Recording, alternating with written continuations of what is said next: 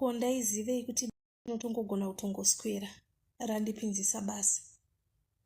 Kamuzviro kacho kandakazoitwa namaneja, ndaenda kunotsvaka basa. Chinongodiwa pablambi kungorisuka rochena. Hachina mita ichi, hachinotaure kumba ichi. Kana zvaoma rishandisei. Ndini uyu ndasvika zvangu pamutsetse ndokunotsinywa namaneja kudai, ndakabva ndatovatsinyawo bheki. Ko panga pakutoda kutoshandisa kamutaktiki kuti nditowana basa. Ndakazosara hangu ndotangwa ndini kusarudzwa kuti ndinge ndichizonopinda muofisi. Ko ndakanga ndakachinazve.